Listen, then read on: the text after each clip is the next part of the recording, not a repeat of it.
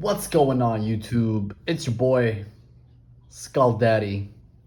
I've got a spicy Labrynth deck profile for you guys. Furniture Labrynth. Been really enjoying this deck as of late in the format. I wouldn't say it's like, tier 1 or anything like that, or tier 0.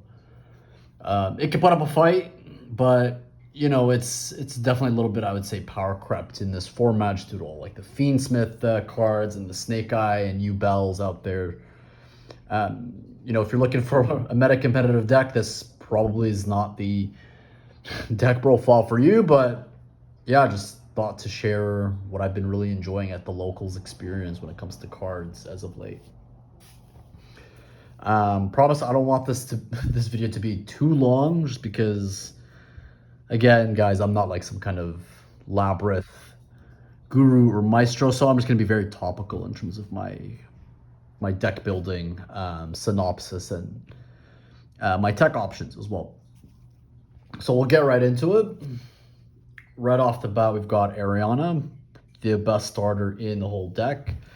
Not only can she add you any Labrynth card from your main deck to your hand, it's really nice because in terms of like deck design and the dynamic of the deck, it really allows like the deck to play really well under Droll and Lockbird, because this is your only real true search with the deck. This deck often will be setting cards out of the deck anyways, or setting from the hand and using those effects. So she's really good in terms of being a good starter. Excellent to play through cards like Droll. It is a weak spot if she gets hit with a Veiler or Imperm. Throughout the grind game as well, if she sees a card get sent from the field to the hand by trap effect, she could essentially draw you a card, and then in that same effect, allow you to special summon a Labrynth monster or set that Labrynth trap if it's a trap card, which is quite incredible. Like, that's pretty busted and allows for some pretty insane grind games. And she's also level 4, which means if you have the Arias, she's good material for Chaos Angel, which play 2 copies of. So that's enough on Arias. She's awesome. We are also maxed out on the Arias. So Arias, the Labrynth Butler, she's really good in terms of, you pitch her from your hand, then you're able to set a trap card, a Labrynth trap card, and then you can actually use that trap card in the very first turn. She's also really good at, I think, getting you your Labrynth monster special summon from the hand, right? Like, let's say you do draw the brick, Lovely, or maybe even Lady, you're able to special summon them and then push that way. So it comes up a lot where you actually do want to special summon a Labrynth monster instead of just setting a trap. Also, if any of your Labrynth cards are interrupted, so by interrupted, I mean like they're chaining to your Labrynth effects, you're able to chain this from the graveyard and special summon it, therefore giving you an extra body from the field. You also want to max out on this, because this is what allows you to turn 0 floodgate your opponent with some of the traps that we're going to go over in the deck. Cool. Moving on. We are doing 2 Lady Labrynth. So if it catches you using a trap card or any Labrynth card effect that turn, even the opponent, let's say your opponent uses Imperm or evenly matched, you can special summon this from your hand in defense mode. Can't be targeted, can't be destroyed by card effects if you control a set card, so it's tower-ish, sort of, not really, but pretty essential to play. You have to play her. 3K beat stick. She plays really good under skill drain. It's also really critical part of your engine as well. Let's say you're activating a trap card and the trap card does not, there's no response to the trap card, then you're actually able to chain this to set any trap card from your deck. It doesn't have to be a Labrynth trap, but any trap card. So very, very good card. Sorry, going back to that 1 card. A lot of people cut this for 1. I don't think so. I feel like 2 is correct, just because this deck doesn't really FTK that easily. You want to have 2 copies out to be able to push for a game with both. I mean, under Skildren as well, that's two Blue Eyes White Dragons, basically. Like, you can't really go wrong with that. The one Lovely, she's really good, allows you to reset traps from the grave. And then if she's on the field, basically your opponent cannot respond with monster effects to your trap card activation. This is really important because it just means if you can tutor her out quickly before using your big effects such as Big Welcome, it essentially means that you're no longer getting Ash Blossomed or even Ghost Belled. So she's really, really good. Again, excellent piece in terms of engine, but you do only play her at 1. Furniture, no explanation needed. We got Chandelier, and then we got 3 Stove. So 3 Shand, 3 Stove. You pitch them from the hand, then you some other card from your hand, some fodder, and then you get to set a Labrynth trap. If they see you return a trap card from the a card from the field to the hand by trap effect, you can special summon this. You can add this back to hand. No explanation needed there. Really good cards. You got to max out on them. 1 Cool Clock. If it gets banished, there are ways to recur it back. We'll show you how. You basically you need 1 just because you send this to grave, and you're able to use a trap card that was set the very first turn it was set on the field there. We are running only 2 Backjacks. I do like the card, but I don't want to see too much of it. I feel like 2 is just fine. Really good Ash bait. Basically, when it's sent to the graveyard, you on the next chain can look at the top 3 cards of your deck, order them however you like, and then on your opponent's turn, a quick effect, banish this from the grave, mill the top card of your deck, and if it's a trap, you can set it. So it's really good in terms of extending and getting more interruptions on your opponent's turn if you actually top decked like a trap card that you could use. And then in some cases too, like let's say it's not a trap card, it's a monster that has good effects in the graveyard. It's actually pretty good at also allowing you to get some of your critical pieces from your deck to the graveyard as well for your combos and your grind game. I will say though, like more often than not, you're just trying to set the trap from the top of the deck to your field because you can use it the same turn. And it's a link 1, which means you can easily normal summon this and link it off into anima and like maybe go into an SP play. So it's really, really good. Sometimes it comes up as a good normal summon. Cool. Now for the traps, we got Big Welcome. 3 copies of that. 2 of Labrynth, regular Welcome. You can play this at 3. I play 2. I think 3 is just fine. No explanation there. Trap Trick. We are maxing out on 3 copies of this one. This is really good because let's say you're playing against certain players. You're not sure what they're on right off the bat, but then they they start to reveal more contents of their deck, and you understand like which trap cards could potentially floodgate them out the game or debilitate their progress. The 3 Arias are like mandatory with Trap Trick because it just means that you activate Arias, set the Trap Trick, activate the Trap Trick, banish 1, set the other trap from your deck, and then because this allows this to be activated same turn, and then Trap Trick allows whatever is being set from the deck to also be used that same turn. It's essentially you're leveraging like a 3-card line to be basically to floodgate your opponent. Like let's say it's Tempai, then it's what's it called, D barrier, or if it's maybe if it's some kind of graveyard based effect, maybe you do different dimension ground or what have you. So yeah, that's cool. Trap Trick's really key because it's kind of like a three additional wild cards for the deck. Awesome. So that was Trap Trick. What else we've got? Okay, so now the trap cards of choice for the deck. So first trap card of choice for the deck, we got 2 D barriers. We got Dogmatic and a Punishment. Really good, I think, in generic game states, and especially when you're going to games where you don't know what you're facing. And then 2 different dimension ground. Yeah, this is for like Tenpai, any like any extra deck-based decks, like I don't know, fusions or like branded or what have you.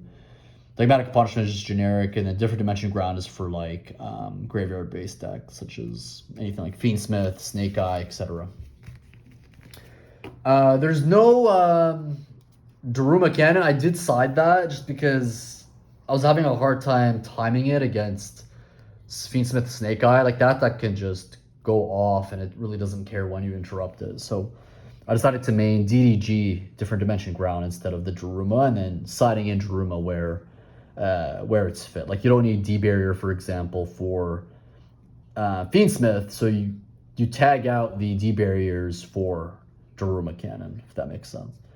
2 transaction rollbacks. This is really a crazy card to allow you to not only play through Ash, but like loop some of your traps to continue keeping your opponent under floodgates, but essentially actually I had one game against a Whitewoods deck. Whitewoods is known to actually main evenly matched, so I actually set this and used it at the end of the battle phase to clear my opponent's field at the end of battle.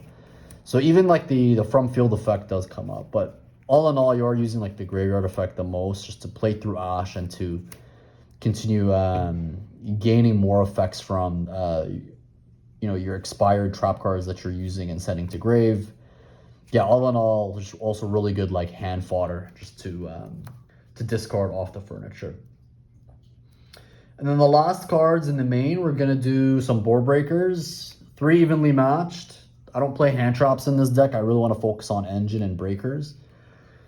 No explanation there. And then the card, guys, 3 skill drain. Great going first and second. Full Fiendsmith board. Like, if you're able to interact with Desiree and out their negate and then establish this, or out Desiree then establish this against like a full Fiendsmith board, a full Fiendsmith Snake Eye, then you're pretty much in pretty good standing. They do have like plays to potentially out this in the Fiendsmith engine, but I mean, what can you do? It's the best deck. It's hard to keep up with it. But all in all, this thing is really good against a lot of decks, and it's just cooking a lot of monster effects. And our deck, again, guys, it really... Labrynth just plays really well under Skill Dredge, just because you have a lot of really good in-deck beat sticks, such as like the Ladies, or even some of your extra deck monsters like Chaos Angels 3500. So we'll go through that. Cool. So in the side, we've got SP, Anima, 2 Muckracker. We got the Dark Charmer, Bicephalus. We got Entes, a Garura, a Baphomet, the Mystical King of Phantom Beasts, and then Chimera, the King of Phantom Beasts. And then we've also got Enigmaster Packbit. And last but not least, we got 2 Typhon and then 2 Chaos Angels. So right off the bat, I'm usually making this with Arius and Ariana, just so I can keep my 3k beat sticks on the board to help me push for game, because this is 3500 attack. It's quite broken, and then soft once per turn, you can banish a card on the field. So really good at clearing boards, and then also it's a good beat stick. Typhon, this deck has a hard time going second if you're not resolving any effects, like with Arias, turn 0. Typhon is just really good in terms of outing boards and like stopping any monsters with 3k or more attack from being a problem. Like there was one time a guy established like Apo that was over 3k. I quickly just dumped this, flipped the, spun the Apo and just set my traps past, and it was a good game that way. There's actually some good back and forth. So yeah, Typhon's really, and it's a Fiend, so it fits really perfectly in terms of the Fiend theme. Let's talk about these guys first. These are all Dogmatic of Punishment targets. So you got Bucephalus, which is 3500, and then it can dump a Winged Beast.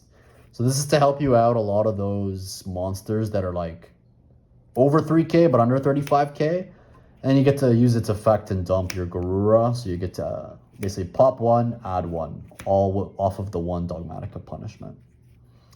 Then we got Entes. Entes, again, just an additional pop. So Dogmatic Punch becomes 2 pops. We use Packbit for anything that cannot be destroyed by card effects, or you need to push back into the back row. But do be careful when using this, because there could be some weird interactions with what's that Snake Eye Dragon? Snake Eye. Oh my god, I should know this. Man, this is embarrassing. The Snake Eye Dragon, a 3K Snake Eye Dragon that everybody wants banned, but everyone plays them at 1. Oh my god, it's the tip of my tongue. Snake Eye Flamberge. Oh god, that was ridiculous. Snake Eye Flamberge. Like, if you push something to the back row, Snake Eye Flamberge could potentially interact with the outcome of that, which is not always the best. And then we got Berfomat and Chimera. You're using Chimera to special summon something that's been outed from the graveyard. So it's really cool to bring back things such as maybe like a Chaos Angel, and you get its effect. And then this one, if any of your stuff gets Bestialed, you could bring it back. So let's say the Bestial, your 1 Ku Clock or your 1 Lady, you're able to bring them both back to the field with this using Dogmatic Punishment. Awesome. And then finally we got Dark, just no explanation needed. Helps you to get into good SP lines. Also sometimes like there's really good dark monsters in your opponent's grave. Muckracker, nice monster reborn, good extender. Anima, just, you know, it's Anima. And then of course the SP Little Knight, no explanation needed there. For extra deck, we are running, oops, not 2. Sorry, I dropped the 3rd copy, but 3 Phantasmes, good against link-based decks or cards, or decks that have any kind of link summoning. It's a draw 2, send 1 to the deck. Really good to see the cards that you need for combo. 3 Winged Dragon of Raw Sphere Mode, just to break boards. You tribute 3, summon it to your opponent's side, comes back to you in a turn. Then we got some more trap card options to side in for, you know, your trap trick plays and your main trap cards in the deck. So we got Daruma Cannon. I really love this against Tempai because it sends all their monsters to the graveyard if you like use it end of main, even if they have the field spell Sanguine Summoning on the field. Just because it forces your opponent to send the monsters, even though their monsters are unaffected by card effects. Then we got Epidemic Virus. This is really good against potentially like the Mirror Match. I don't know if anybody's been playing this deck anymore, or really good against Runic. You just call spells turn 1 and you're basically winning the game. Then we got Lord to protect your back row, games 2 and 3. If people are going to side in their Dusters and their Lightning Storms. Also a really good extender, allows you to set a trap after you've special summoned it from your hand. And last but not least, some one-ofs. I do side the 1 called by. You can main it, it's fine, whatever. It's just, it should be in your deck somewhere. And then Try and Guess. This is essentially your time win condition. You tutor this out using Lady. And then essentially, I've had a couple of games where I basically stop my opponent from playing on their draw phase at time. And then after knowing and having the information of what kind of deck they're on, you have to make an educated guess by understanding the meta. So let's say it's Fiendsmith. You call a card type from the extra deck that is either Fusion, Synchro, or Xyz. And then if you have more in your extra deck, your opponent, that person's opponent takes 3,000 in terms of damage.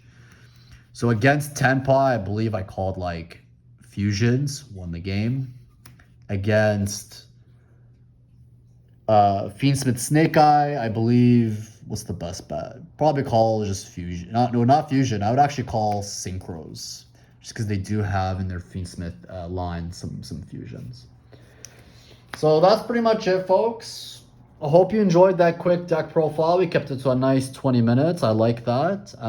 Yeah, like, comment, subscribe. Let me know in the comment section what you think. Tell me if you're still playing this deck. Are you potentially playing like the Fiendsmith variant? For me, this is just more of a casual deck, but if you can, if you are making the investment to play this deck competitively, the Fiendsmith stuff definitely probably takes this deck to completely new heights. All the Fiendsmith stuff is also Fiends, right? So you can't go wrong with that if you want to, get meta competitive. But all in all, I hope you like my deck profile. I've been really enjoying this at just, casual locals, kicking back and playing something fun. And yeah, thanks so much for watching, everybody. Drop me a like or a comment, and I'll catch you guys on the next one. Peace.